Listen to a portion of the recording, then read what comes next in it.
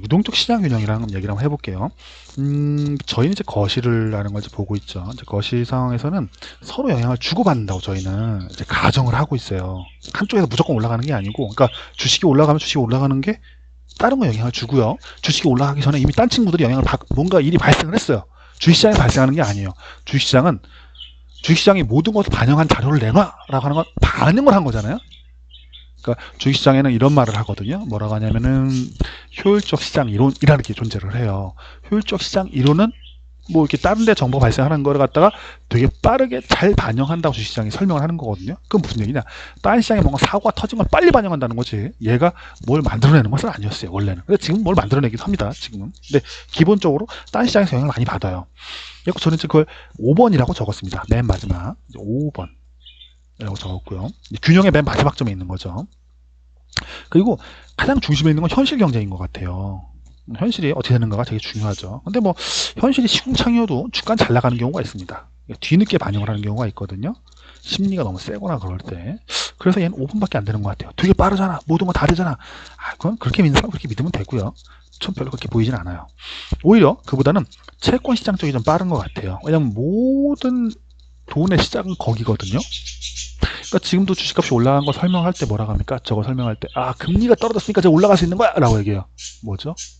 금리가 떨어졌으니까 집값이 오를 수 있는 거야. 금리가 떨어졌으니까 채권 시장도 오를 수 있는 거야. 근데 금리가 떨어졌는데 주식하고 채권 오르는데 상품 시장 안 오르네. 말이 안 되는 거죠. 그거 설명이 안 돼요. 그냥 하고 싶은 대로 지가 설명하고 싶은 대로 설명하는 거죠. 어쨌든 이 시장도 서로 영향을 받습니다. 그래갖고 지금 설명은 뭐라 합니까?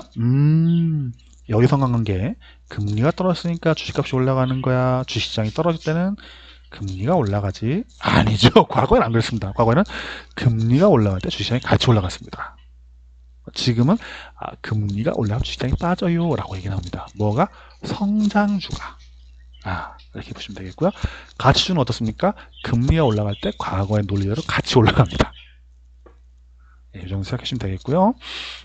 위험자산, 안전자산 간 선호도 변화에 따라서 이제 금리가 떨어질 때는 위험자산 선호가 발생해서 주가가 올라가요 라고 말하기도 하고요.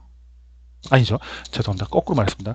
금리가 떨어질 때는 안전자산 선호가 강해져 갖고 위험자산을 회피해요. 그래서 주식이 떨어지고요. 보통 금리가 올라갈 때는 위험자산 선호가 발생을 해서 주식이 올라가요 라고 설명을 했었습니다. 과거에는. 근데 지금은 어떻습니까? 잘 모르겠습니다. 금리가 떨어지는데 같이 안전자산 선호죠. 주식도 같이 올라왔어요. 수년간. 그렇기 때문에 뭡니까? 설명이 잘 안 돼요. 근데 금리가 떨어지니까 좋아서 올라간대요. 뭐 그렇게 말하니까 믿으면 그렇게 가는 겁니다. 시장 심리가 그러니까 돈 넘쳐나고 모든 게 다 올라가고 있죠. 어쨌든 뭐 그거는 근래 한 10년 정도 안에 일어난 일이고 과거에 한 150년 정도는 그렇게 갔다 정도로 생각하시면 되겠습니다. 어떻게? 금리가 오르면 주식도 같이 올랐다. 금리가 떨어지면 주식도 같이 떨어졌다. 그렇죠? 금리가 너무너무 많이 오르면은 어떤 것도 채권보다 더 아름다울 수 없으므로 모든 것이 다 떨어졌다. 아니다.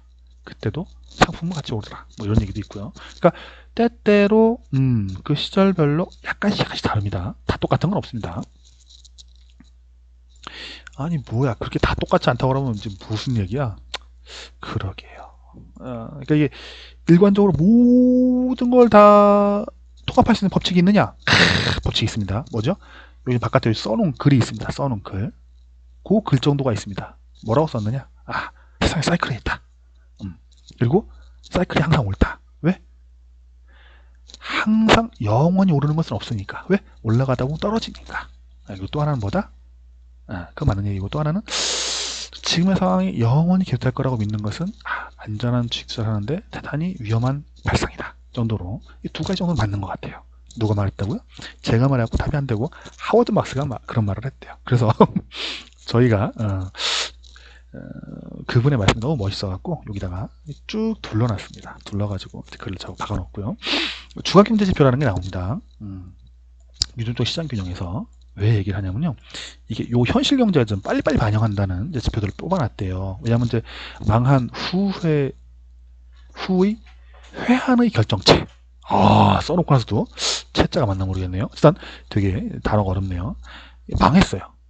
망했는데 이제 월간으로 자료를 뽑다 보니까 얘들이 한탄스러운 거예요. 야, 월간으로 뽑다 보니까 이게 경제가 망해 나가고 있는 게 잘 보이질 않았대요. 그래서 주간으로 나오는 그 프리퀀시 데이터라고 하거든요. 자주 나오는 데이터. 그거를 중심으로 해가지고 경제가 지금 어디로 가는가를 갖다가 추적하는 지표들을 만들었대요. 그래서 요 실물 경제, 현실 경제를 갖다 반영하는 이제 큰 주요 경제 지표들을 저희가 한 3개 정도를 이제 공부를 해보는 것이 필요하다고 생각이 들고 안에 집어넣어놨습니다. 저희 판단하는 지표 안에. 그리고 얘들이 움직일 때 아마 요번 시장에서 다음 장에서는 그 전에 없었으니까요. 얘들이 움직일 때 현실 경제에 좀 더 영향에 대해서 빨리 알게 될 것이고 이것이 채권 시장이나 환율 시장에 분명히 한번 영향을 줄 거라고 저는 보고 있습니다. 만약에 현실 경제가 망가지면 어떻게 될까요? 그러면 채권 금리는 떨어지고 미국 환율은 올라가고 환율은 올라가죠. 채권 금리는 떨어지고 주식 시장은 작살이 납니다. 현실 경제가 그렇게 맞죠? 근데 채권 금리가 떨어지는데 주식은 올라가죠 지금. 금리가 올라가니까 주식은 떨어지고 일단 뭐 요 상황이 벌어지는데 그건 중요하진 않고 채권 시장에서 환율의 변화가 금리의 변화가 선진국과 개도국에 다르게 영향을 준다는 것을 좀 이해를 해주셔야 됩니다. 왜냐하면 이머징 마켓 개도국에서는 환율이 채권 시장을 지배합니다. 항상 그런 건 아니고요. 환율이 저희 IMF 때 올라가면 금리가 같이 올라간다는 거 올라간다는 게 1,000원에서 1,000원 올라갈 때 같이 올라간다는 그런 좀 이론은 좀 이론이 아니죠. 해서 발생하는 좀 생각을 해주시고요. 반대로 활황이 오면은 채권 시장에 개도국은 좀 금리가 떨어지고 위험 가산이 떨어지면서 같이 환율도 강세, 그러니까 1,000원 쪽으로 간다는 것도 같이 좀 이해를 좀 해주셔야 됩니다. 대신에 주식시장이 좀 올라가죠.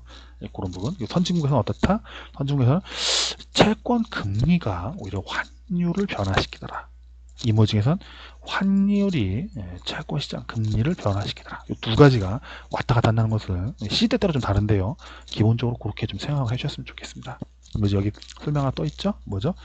현실 경제가 수축 시에 금리 하락의 원인이 되더라. 뭐 이런 이야기도 저희가 하고 있음을 좀 봐주셨으면 좋겠습니다. 그렇지만 항상 그런 건 아닙니다. 그런 때도 있고 안 그런 때도 있다 정도로 생각해 주셨으면 좋겠습니다. 현실 경제하고 주식시장의 관계를 보게 되면 현실 경제의 경기 사이클에 따른 주식의 주기성이 존재합니다. 그러니까 뺑글뺑글 돈다는 거죠. 근데 이걸 부정하는 분도 계십니다. 항상 성장하는 성장주는 계속 올라갈 수 있어. 10년에 한 번씩 다 망가지죠. 근데 10년에 한 번씩 망가지기 전까지는 쭉 올라가고 망하고 나면 딴 놈이 또 다른 주자가 나와서 그걸 타고 올라가네 하시면 그것도 맞는 이야기예요. 몇 년간 그랬으니까. 근데 주식일 수도 있고 그게 아니면 금일 수도 있고 뭐 금이 되면 하면은 금 관련 그걸 생산하는 회사들이 주가가 올라가겠죠. 또 원유일 수도 있고 뭐 건물이든 부동산 주식일 수도 있고 현실 경제 돌아갈 때 이런 것도 연관해서 돌아갑니다. 그리고 환율 같은 경우에는 핵심적으로 해야 될 말은 뭐가죠? 글로벌 동조화. 그래갖고 달러와 달러 아닌 모든 것이라는 얘기를 해봐야 됩니다. 뭐죠? 달러가 약세로 돌아가면 달러의 반대편에는 모든 것의 가격이 올라간다. 그리고 달러가 강세로 가면 달러 외의 모든 것의 가격이 떨어진다. 환시장에서 이것이 모든 시장에 다 영향을 주더라. 모든 시장에. 그걸 좀 생각해 주셔야 됩니다. 모든 시장입니다. 모든 시장. 얘가 달러 아닌 모든 것에 영향을 주어서 돌아가게 됩니다. 얘까지 영향을 줍니다. 얘까지도. 그래서 뭐가 중요해요? 달러 약세가 중요합니다. 달러 약세는 곧 활황, 경기 확장을 이야기하고 달러 아닌 모든 것이기 때문에 반대로 현실 경제의 수축, 채권 시장의 수축, 상품 시장의 수축은 뭡니까? 그거는 달러의 강세를 설명한다. 모든 것이 다 함께 모이는 곳이 여기다. 사실은 뭐 한 데도 똑같습니다. 서로 균형점을 왔다 갔다 하는 것이기 때문에 그래서 균형점이 존재하기 때문에 이렇게 설명을 해도 맞고 다르게 설명해도 괜찮습니다. 뭐죠? 얘가 망갈 정도면 다른 애들도 다 작살나고 있다더라. 이렇게 보셔도 균형이 있습니다. 균형. 동적 균형, 유동적 움직이는 균형이다 정도 생각하시면 되겠습니다. 상품시장 가기 전에 조금 더 얘기하면 규제기관이 존재합니다. 시장에는 규제기관이 존재하고 규제기관은 뭡니까? 시장의 최종 보호자입니다. 보호자. 항상 규제기관은 시장이 망하지 않게 보호를 하기 위해 노력을 합니다. 성공하느냐? 성공할 때도 있고 실패할 때도 있고 보통 실패를 하면은 시장이 아비규환이 되고, 아비규환이 되면은 행복하다. 그때가 좋은 때다. 라고 저는 항상 생각을 합니다. 근데 그때가 되면 손이 안 나가는 것은 약간 이제 고민을 해봐야 되겠죠. 2020년 3월에 손이 안 나가더라고요. 맞죠? 그때 좀 더 갈 것 같아갖고 그런데 더 안 가더만요. 뭐 그건 어쩔 수 없고. 어쨌든 또 다음 넘어가면 뭡니까? 환율 시장에서 위험선호 심리를 갖다가 반영을 하고 보여준다. 위험선호 심리는 뭐 여기도 다 반영해준다. 여기도 있고 상품시장도 있고. 한쪽에서 이 얘기는 다른 시장하고 똑같습니다. 어디서든 간에 환율 시장에 일정한 환들, 위험환이 존재를 하죠. 뭐 이머징 마켓 환율. 그러니까 예를 들면 뭐 말레이시아의 환이라던가 인도네시아의 환 또는 한국 환도 마찬가지로 들어가 있고요. 이머징 마켓에 호주 쪽의 환들 이런 것들, 브라질 환이 강세가 될 때는 뭡니까? 위험선호 심리가 강해가지고 이것이 상품 가격을 끌어올린다 정도 생각하셔도 괜찮을 것 같습니다. 그리고 이 반대로 상시장과 환율과 관계는 달러하고 석유의 관계가 매우 중요하게 이야기가 됩니다. 보통 왜죠? 달러 가격이 오르면 달러 가격이 떨어지면 또는 상부가 석유 가격이 오르면 석유 가격이 떨어지면 요거가 아주 극명하게 매치로 반대로 움직여 왔습니다. 지금까지. 그렇기 때문에 요걸 이해하는 것이 중요하니 꼭 한번 이야기해서 저희 자료들을 좀 몇 번 둘러보셔서 이해될 때까지 익숙해지시는 것이 필요하다고 저는 생각이 됩니다. 경기 사이클의 현실 경기가 움직이게 되면은 역시 이쪽에도 주기성 말씀드렸지만 경기 사이클에 따른 경기 변동에 따른 상품 가격의 변동이 진행이 됩니다. 경기가 좋아지면 석유를 더 많이 쓰고 건설을 많이 하기 때문에 철강 수요도 늘어나게 됩니다. 주기적으로 나타나는 일입니다. 앞으로는 뭐 청정, 뭐 그린 뉴딜 해봐 다 개소리고 다 소용없는 짓입니다. 뭐죠? 경기가 좋아져갖고 그린 뉴딜에서 경기 좋아지는 거죠. 경기를 죽여버리자는 건 아니지 않습니까? 경기가 좋아지면은 가서 풍력 발전기 놓을 수 있습니다. 풍력 발전기 놓기 위해서 그걸 생산할 때 석유가 들어가고요. 안 쓰면 안 돼? 전기 쓰면 되잖아.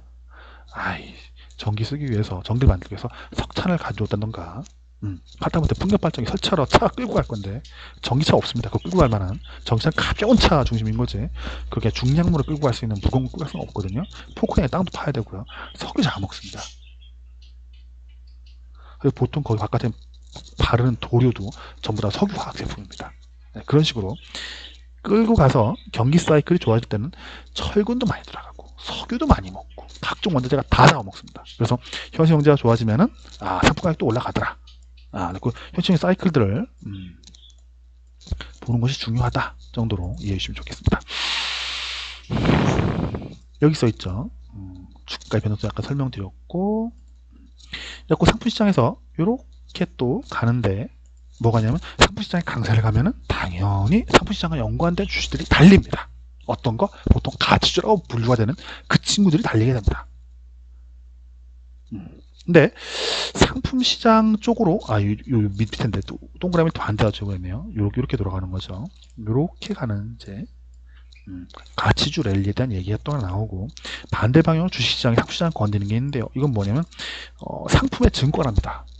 가스, 석유, 구리, 철강, 크롬, 망간, 니켈 다 증권화되어 있습니다. 지금 그래갖고 저희 나라 ETF, ETN에서 다 거래가 됩니다. 그러니까 이 친구들이 거래될 때 과거에는 들어오지 못할 돈들이 지금 들어오고 있고 ETF, ETN, 뭐 각종 뭐 영문자 알파벳 스프라고 그러던데요. 만들어낸 그것들로 만들어낸 파생 상품들이 자산 시장에 더욱더 많은 돈을 집어넣어갖고 변동성을 높이고 있다는 거 상품 시장에 이제 그걸 좀 이해해 주셨으면 좋겠습니다. 자, 저는 이렇게 봅니다. 주식시장은 선행하지 않습니다. 주식시장은 뭡니까? 현실 경제에서 오는 신호, 채권 시장에서 나타나는 광기죠. 이쪽도 환율 시장에서 나타나는 최고 전문가들의 숨결, 상품 시장에 나타나는 그 둔박하고 미끌미끌한 기름에 절은 쇳소리 나는 그런 소리들을 최종적으로 반영을 해서 지금 우리가 어디로 간다라는 것을 결론을 내서 이야기를 하는 곳이라고 저는 믿습니다. 뭐 이렇게 안 믿는 사람도 있고요. 안 믿기도 합니다. 그리고 안 믿게 움직여요. 그렇지만 완벽하게 그걸 다 무시하지는 않습니다. 대부분의 경우에 반영을 해주고요. 반영하고 있는 부분이 있고 또 한쪽에는 지 마음대로 가는 부분도 분명히 있습니다. 그래서 이거야! 라고 말하는 것도 뭐 틀리지 않겠지만 이렇게 돌아가니까 그 뭐 시장의 100이라고 본다면 제 생각에 대충 한 40 정도는 이런 논리, 그러니까 시장이 주시장인 것이 세상의 정보를 처리해서 그것이 어디로 가는가를 설명하는 걸로 돌아가는 게 있고, 한쪽에는 사람들의 꿈과 희망을 모아서 달려가는 것도 있고, 한쪽에는 유동성에 반응해 달려가는 것도 있고, 이런 것 같습니다. 그래서 우리가 무엇인가를 할 때 내가 목표하는 곳이 어딘가를 좀 잡는 것도 괜찮을 것 같습니다. 그러니까 내가 시장이나 원리를 이해를 해서 쫓아갈 거냐, 또는 한쪽에서 시장 사람들의 심리를 반영한 곳을 내가 쫓아갈 거냐, 아니면 유동성이나 뭐 다른 것이 있다라고 믿기 때문에 그걸 쫓아갈 거냐. 그러니까 타겟을 명확하게 정해가지고 그걸 쫓아간다면은 먹을 게 많으니까요. 시장에는 그것 쪽에 기술을 쌓아간다면 대단히 좋을 것 같습니다. 저희 연구소는 뭐죠? 거시경제를 하고요. 시장의 균형이라는 것이 존재한다고 믿고요. 그 균형을 추적해서 쫓아가고 있다는 것을 좀 말씀드려보고 싶습니다. 여기까지입니다. 말씀 많이 드렸네요. 자, 혹시 질문사항 있으실까요?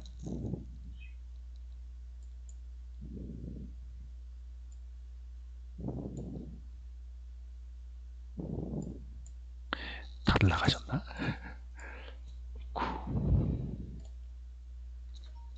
말씀이 없으십니다.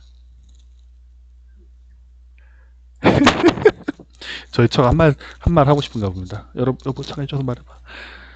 처가 뒤에서 뭐라고 하냐면 인기가 없는 거랍니다. 말씀 없으실까요? 그랬더니 질문사항 없으실까요? 그랬더니 인기가 없는 거야. 그래서 인기도 없고 이게 뭐 한두 번 듣는 것도 아니고 그러시다 보니까 그래, 그림을 그린 건 알겠는데, 열심히 하는 건 알겠는데, 야 그림이 뭐 새로운 것도 없고 맨날 똑같은 얘기잖아 이러실 것 같아서 약간 좀 걱정이 되긴 하네요. 일단 한 20분 정도 저희가 17분 정도 추가로 녹화를 한번 해보았습니다. 예. 감사합니다, 라요님. 이쁘게 봐주셔서 뭐라고 감사의 말씀드릴지 모르겠습니다. 자, 그럼 오늘 요거 다 함께 봤고요. 오늘도 함께 해주셔서 감사합니다. 일단 요거 녹화하고 뒷이야기 좀 해볼까요? 항상 우리 거 있잖아요. 끝나고 나면 뒷이야기를 하지 않겠습니까?